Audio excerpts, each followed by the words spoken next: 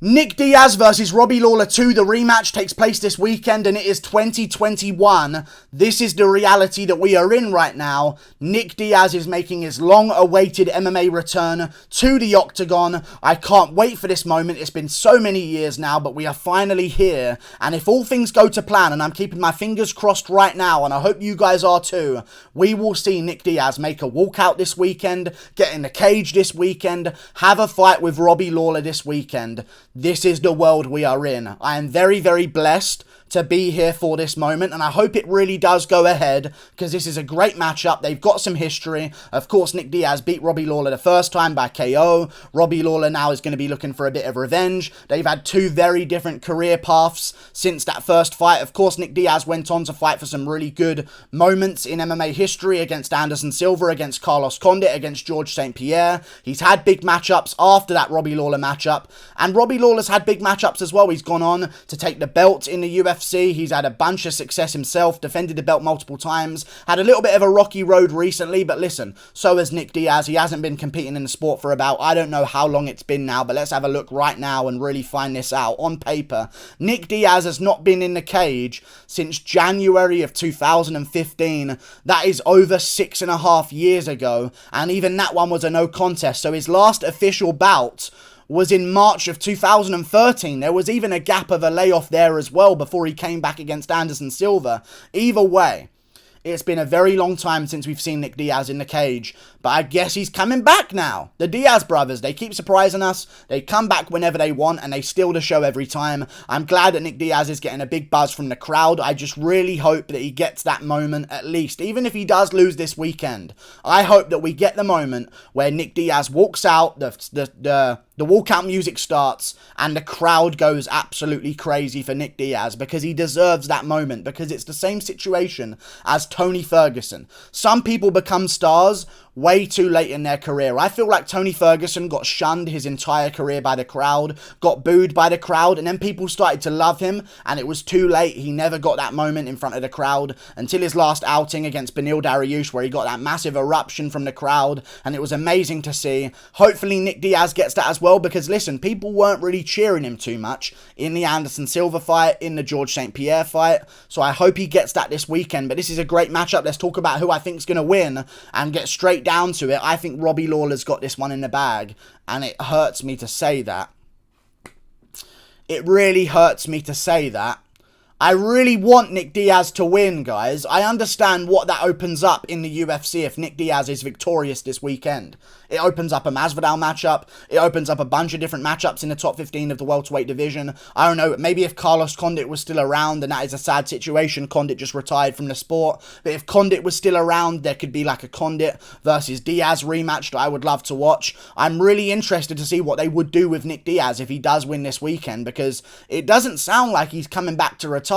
It sounds like he's coming back to have a couple of fights, make a bit of money, and like make a little bit of money for himself. He's been held back in the last 6 years of his career, not being able to make a living off of what he does best. Now he's going to make a big bit of cashola. I think it's probably going to be about $500,000 to show. That's what I would assume they're paying Nick Diaz this weekend. But Robbie Lawler, in my opinion, what is his motivation here? I think Robbie Lawler's motivation is, I'm an old guy. There's a guy who beat me before.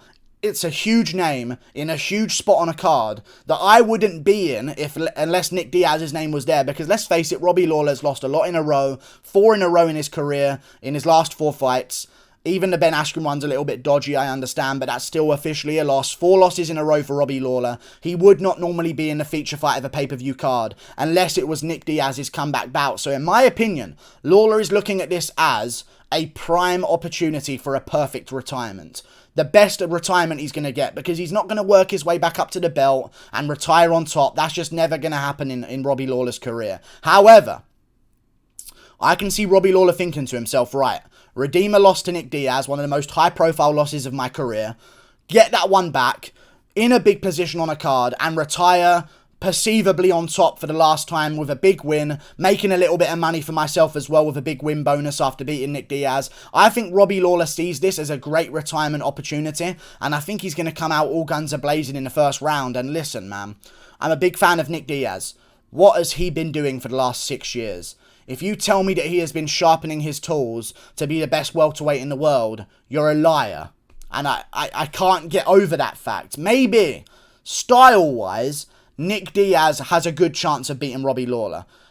But over the last 6 years, Lawler has been in training camps after training camps after training camps, getting ready for top 15 guys in the UFC, Colby Covington, Tyron Woodley, other matchups as well, like Neil Magny. Like, you're not taking on Neil Magny because you just want to show up and get the money fights. You're taking on Neil Magny because he's a contender, and you just simply want to fight at that time. That's not a matchup you take for any other reason other than to take a fight and because you want to fight. No one would sign a fight with Neil Magny unless they really wanted to do it as a career. Lawler's been taking on top guys since Nick Diaz has been out of the sport, and that's the only difference I can really see here. It's hard to really understand what version of the both of them are going to show up this weekend.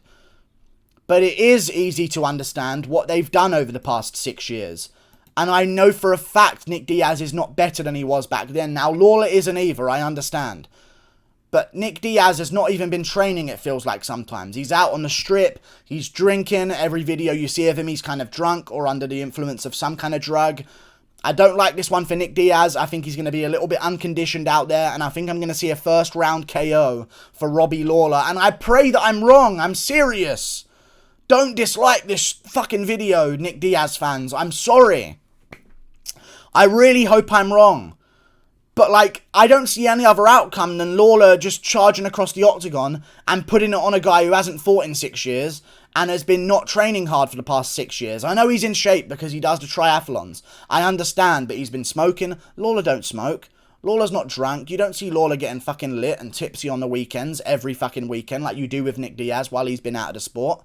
Lawler's a bit of a disciplined guy. He stays in decently good shape. He works at the gym. He trains people at the gym. He's around that culture every day. He's in the gym, helping people out, doing sparring, doing drills, doing grappling. He's fixing himself. Like, he's staying in shape, training MMA that entire time. There's no way someone who's half-arsed MMA for the past 6 years is going to come back and beat a guy who's been actively taking on top 15 contenders at least once a year for the past 6 years.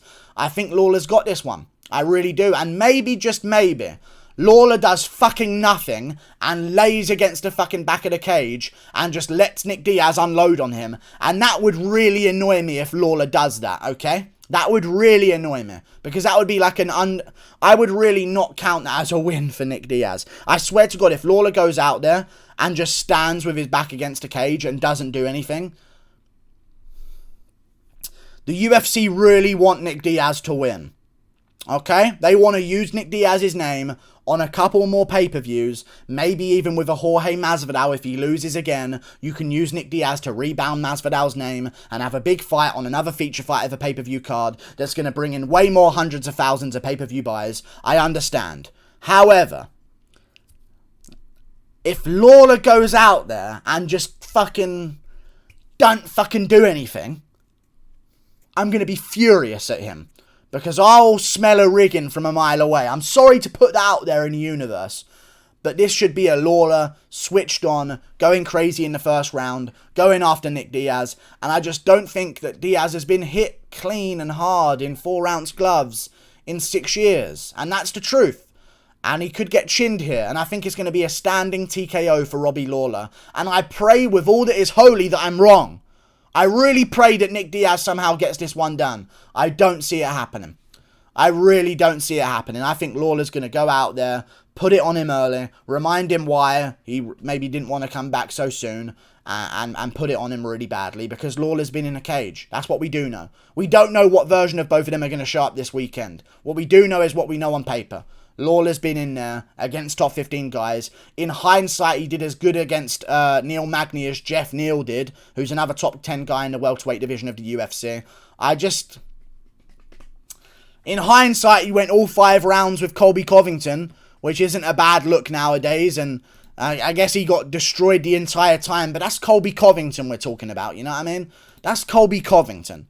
You know, that's Neil Magny, that's Rafael Dos Anjos. These are top guys in the UFC right now, in their divisions respectively. Neil Magny top 10 at welterweight. Colby Covington's fighting for a belt next. Rafael Dos Anjos is in the lightweight division fighting Islam Makhachev next. These are guys still at the top of their sport.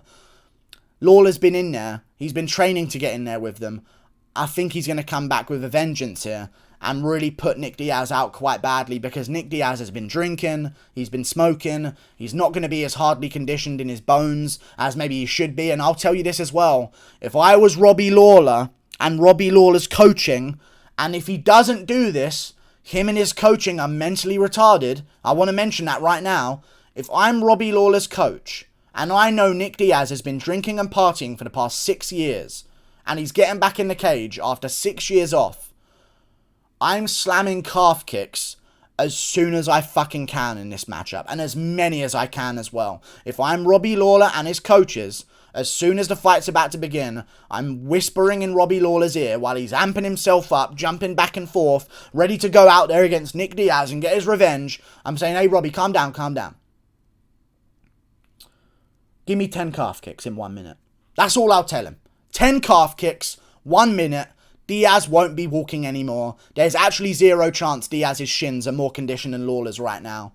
I think that's what Lawler's going to do. I think he's going to go out there, stay behind his jab early, chop at the legs. As soon as he realises Diaz ain't liking the calf kicks too much, he's going to start going after him and start battering him against the cage. I don't think Diaz is going to get KO'd. I think he's going to be standing up, trying to clinch, trying to throw back, but just shelling up because he doesn't really have it in him anymore. And I think we're going to see like a Donald Cerrone type loss for Nick Diaz. Lawler unloading against the cage. More big shots, more big shots. Diaz covering up, trying to throw back, but nothing's really landing. More big shots from Lawler. Around the guard. Diaz is covering up again, looking for something. No, it's over. He can't get it. The fight's over. Nate and Nick Diaz will claim that Nick Diaz was still in there, but I think Lawler's going to get this one done.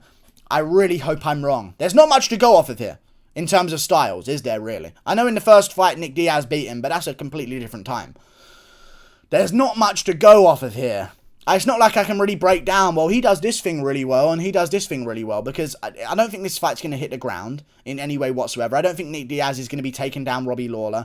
It's hard to take down Robbie Lawler if you're Colby Covington at times. I don't think Nick Diaz is going to have that ability in this fight. I guess Lawler's faded a little bit since then, but even still, I don't see that happening. I don't see Nick Diaz having the KO power to finish Lawler in the first round here either. I see a very boxing-heavy approach from Nick Diaz out there this weekend, and I see Lawler chopping at his legs, landing big shots upstairs, and just making Nick Diaz feel punched for the first time in 6 years. I don't know how this is evens. I get there's hype behind Nick Diaz, and maybe the odds makers are trying to assume that maybe the UFC are going to tell, hey, Robbie Lawler, don't go out there and do anything good. Just back up against the cage like a pussy the whole time and just shell up and don't do anything. Maybe the odds makers are trying to predict that they know the UFC want Nick Diaz to win. But, like, how can this be evens this weekend? I'm taking Robbie Lawler. It should be a bit of an underdog for Nick Diaz. 6 years off, he's just going to come back in there and win? That don't really happen. And I know it's 5 rounds, and maybe that does benefit Nick Diaz, but Lawler's not a guy who slows down over 5 rounds. Typically, even against Colby Covington, he was still in there in the 5th round, trying to go for it. In fact, the 5th round was the closest strike differential of the entire fight in that Lawler versus Covington matchup. The first 2 rounds were complete domination by Colby Covington. The 3rd round was good for Covington. The 4th round was great for Covington. The 5th round was the closest round of the fight so far. And Lawler at the end of it was coming forward swinging for Colby Covington. I don't see him gassing out. I don't see him getting KO'd. I don't see him getting taken down or submitted. And if that doesn't happen, I think Lawler's going to smoke up Nick Diaz like a joint and finish him. We'll see how it goes though, I guess. I'm worried. I'm really worried that there's going to be a really bad ending to this comeback and heroic moment of Nick Diaz getting back in the cage. I'm really worried. But whatever. Hopefully he wins. And hopefully we can get Nick Diaz versus Jorge Masvidal. Or Nick Diaz versus another big name in the welterweight division. I guess he's not going to be taking on Nate Diaz, but I don't know. What other matchups are there for Nick Diaz? If he wins this one, I guess the Masvidal fight is a matchup that can be made. But other than that, there aren't really any other big matchups I'd want to see. Maybe a Matt Brown fight would be quite cool if Matt Brown continues to win or gets another win under his belt or even doesn't get... Honestly, fuck Jorge Masvidal. You ain't getting old man Diaz. Let's just do Diaz versus some of these unranked older guys that are still legends of the game, like a Matt Brown. Perfect guy, like Carlos Condit would have been if he stuck around for another fight. Either way, let's do that maybe. Matt Brown versus Nick Diaz would be a cool matchup. I'm not here to see Nick Diaz get thrown to the top contenders after this one if he wins against an over-the-hill Robbie Lawler and just watch him get taken down and ragdolled and TKO'd. let's just put him against some fun guys that we could make some good matchups for. That's what I think should happen. Like and subscribe. Thank you for watching. Robbie Lawler, first round TKO, standing TKO. Referee steps in. See you later. Click that button up there. Toodle pip. Goodbye.